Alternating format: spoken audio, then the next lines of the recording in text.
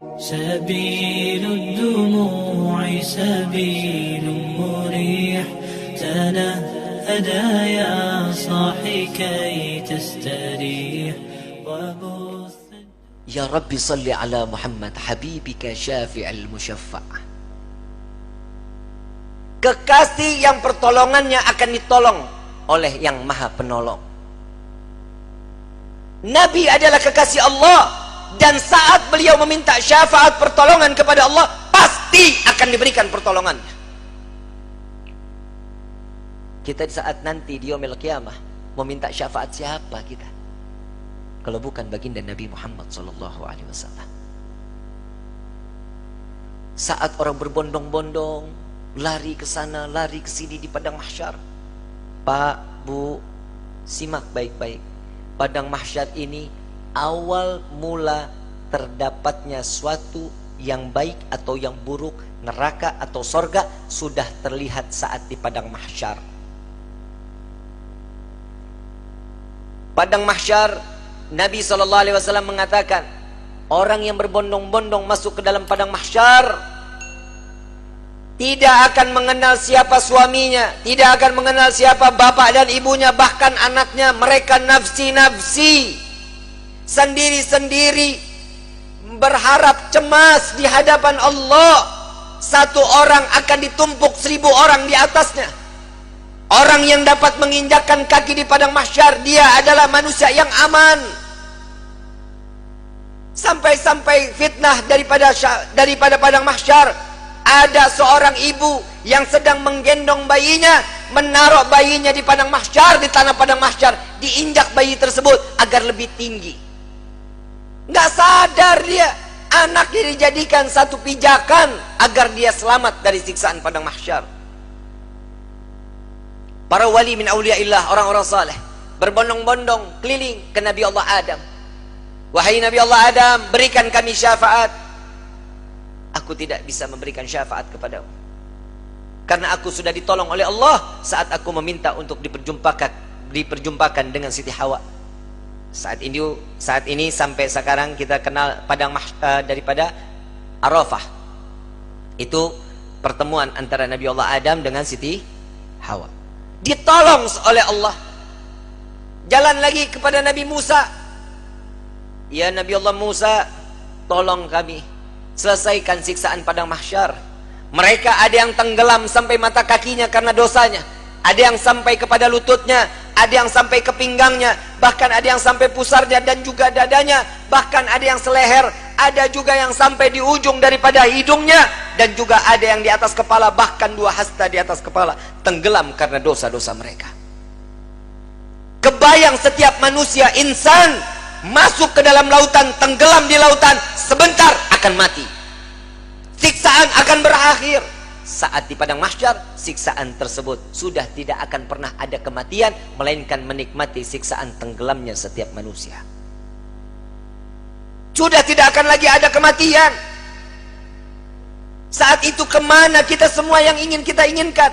Orang yang tenggelam, mereka tersiksa, sampai orang kafir pun mengatakan, ya Allah, cepat selesaikan padang mahsyar ini siksaannya. Jika kami harus masuk ke dalam neraka, maka masukkan kami ke dalam neraka. Hentikan siksaan ini.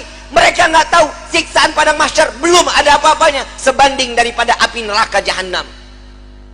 Orang kafir semua tidak ada yang sanggup melaksanakan daripada siksaan padang mahsyar, memohon agar dihentikan.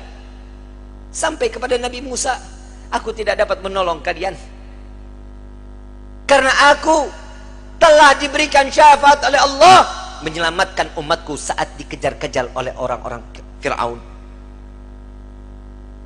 Coba kau ke Nabi Ibrahim, berangkat ke Nabi Ibrahim. Ya Nabi Allah Ibrahim, engkau adalah Khalilullah. Sampaikan kepada Allah, selesaikan padang mahsyar ini. Aku tidak dapat memberikan syafaat kepada kalian karena aku telah ditolong oleh Allah saat aku dimasukkan ke dalam api Raja Namrud. Nafsi, nafsi, nafsi, nafsi. Sendiri. Silahkan engkau ke Nabi Isa. Sampai ke Nabi Isa. Ya Nabi Allah Isa, engkau adalah Ruhullah. Sampaikan kepada Allah agar berikan syafaat kepada kami, selesaikan siksaan pada mahsyar. Apa jawaban Nabi Allah Isa? Nafsi, nafsi, nafsi, nafsi. Aku tidak dapat menolong kalian karena Allah telah memberikan pertolongan kepadaku sampai aku diangkat ke langit kedua. Pergilah engkau kepada Habibuna Muhammad sallallahu alaihi wasallam. Dia adalah kekasih Allah. Berbondong-bondong para aulia datang kepada Nabi sallallahu alaihi wasallam, "Ya Rasulullah, berikan kami syafaat." Sebelum orang tersebut berbondong-bondong datang kepada Nabi, Nabi sallallahu alaihi wasallam sudah melihat mereka akan datang kepada Nabi. Nabi berjumpa dengan Allah, Nabi sujud kepada Allah. "Ya Muhammad, angkat kepalamu."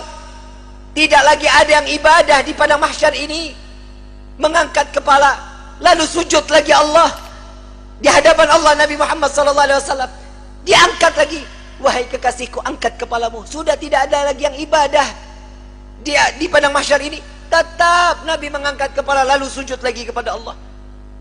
Sampai terakhir, "Apa yang kau inginkan wahai kekasihku?" "Ya Allah, selesaikan siksaan padang mahsyar. Biarkan mereka, masukkan mereka ke mizan penimbangan amal baik amal buruk mereka." "Ya Muhammad, engkau meminta tanpa sujud kepadaku, aku akan memberikan apa yang kau inginkan." Nabi Muhammad SAW tanpa sujud, jika dia meminta kepada Allah pasti akan dikabulkan. Dengan akhlak baginda Rasul SAW, beliau sujud, tahu beliau adalah seorang hamba yang pantasnya untuk sujud kepada Allah. Dia adalah Nabi SAW.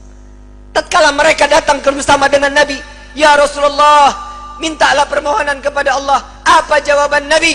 "Analaha, analaha, analaha." Aku yang dapat menolong kalian, aku yang akan memberikan syafaat kepada kalian, aku yang akan membebaskan kalian dari siksaan padang mahsyar di hari ini. Saat dia meminta selesai padang mahsyar, masuk mereka semua ke mizan. Sampai di mizan, Nabi berdiri di depan mizan, melihat rombongan daripada umatnya. Saat beliau dalam keadaan dosa yang begitu besar, Nabi sujud kembali di hadapan Allah. "Ya Rabb," doa baginda Rasul sallallahu alaihi wasallam, "Ya Allah, ringankan beban dosa umatku, beratkan pahala mereka, ampuni dosa mereka ya Allah." Kita berbuat dosa di atas bumi Allah. Nabi yang terus menerus sampai di mizan pun Nabi sujud kepada Allah agar kita diselamatkan, dibebaskan, agar masuknya kita ke dalam syurganya Allah. Setelah mizan, Nabi SAW berdiri lagi di sirat. Saat dimana jembatan tersebut, satu helai rambut dibelah menjadi 7, tajamnya luar biasa, di bawahnya neraka jahanam. Nabi menunggu sampai ada umat yang ingin tergelincir dipegang oleh Nabi, dituntun sampai di ujung daripada jembatan tersebut. Nabi menjaga umat sampai saat di dalam surga kelak, Nabi berdiri di depan pintu surga, tidak masuk ke dalam pintu surga, menunggu satu persatu agar masuk, mereka dimasuk ke dalam surga. Sampai di dalam riwayat Siti Fatimah bertanya, "Ya Rasulullah, untuk apa kau berdiri di depan pintu surga?"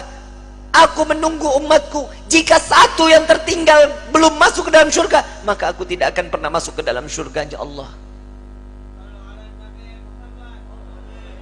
Huwa Muhammadah. Dia adalah Sayyiduna Muhammad.